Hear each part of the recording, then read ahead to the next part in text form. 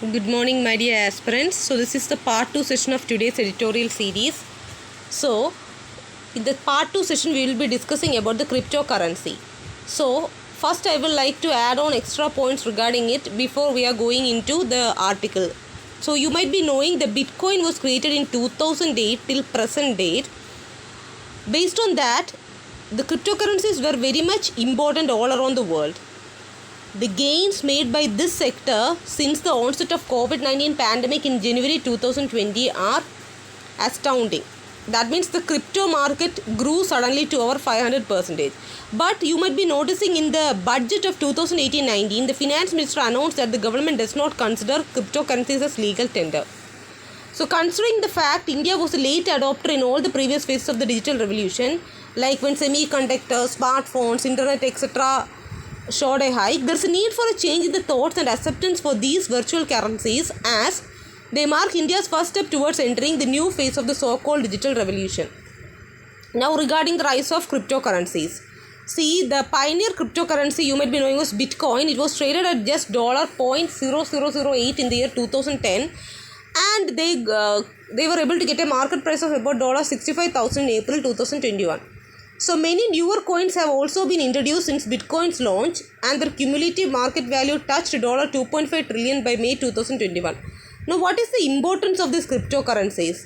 See, first one is it is cost effective. Intermediaries such as banks, credit card and payment gateways draw almost 3% from the total global economic output of over $100 trillion as fees for their services. So integrating blockchain into these sectors could result in hundreds of billions of dollars in saving. Then corruption check. As blocks run on a peer-to-peer network, it helps keep corruption in check by tracking the flow of funds and transactions.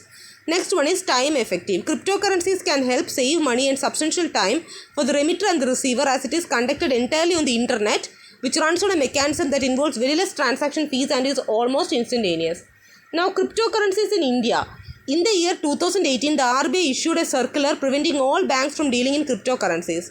This circular was declared unconstitutional by the Supreme Court in the year May 2020. Now recently, the government has announced to introduce a bill, Cryptocurrency and Regulation of Official Digital Currency Bill in 2021. Why they introduced? To create a sovereign digital currency and simultaneously ban all private cryptocurrencies. So in India, the funds that have gone into the Indian blockchain startups account for less than 0.2% of the amount raised by the sector globally. The current approach towards cryptocurrencies makes it near impossible for blockchain entrepreneurs and investors to acquire much economic benefit.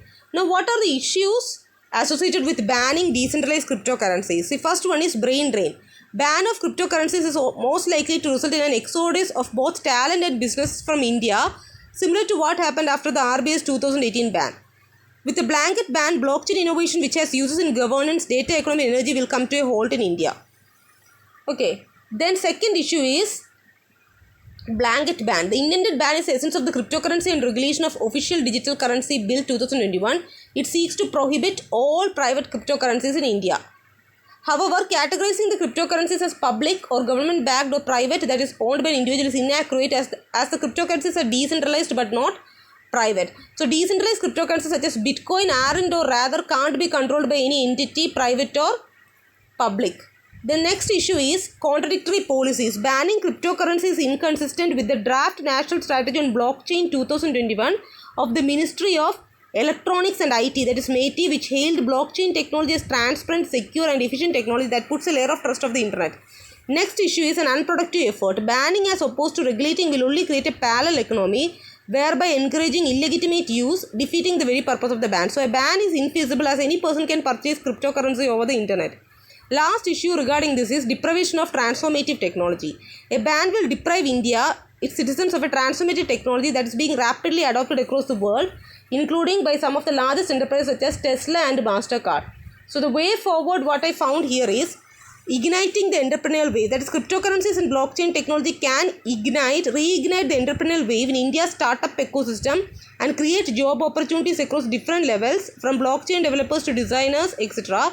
Second one is strong KYC norms. That is the way forward ahead. Like, instead of a complete prohibition on cryptocurrencies, the government shall rather regulate the trading of cryptocurrencies by including stringent KYC norms, reporting and taxability. Then third one, regulation is a solution. Regulation is needed to prevent serious problems to ensure that cryptocurrencies are not misused and to protect unsuspecting investors from excessive market volatility and possible scams.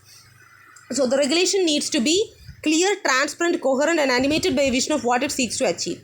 Next way forward measure is ensuring transparency, like record keeping, inspections, independent audits, investor grievance redressal, etc. may be considered to address concerns and transparency, information availability and consumer protection. So I would like to conclude today's article based on this particular thing, that is, India is currently on the cusp of the next phase of digital revolution and has the potential to channel its human capital, expertise and resources into this revolution, and India can definitely emerge as one of the winners of this wave.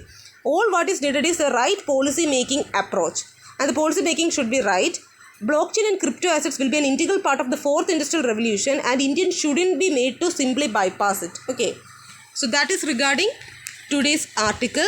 Thanks for watching to the today's news analysis. Stay safe, take care and bye.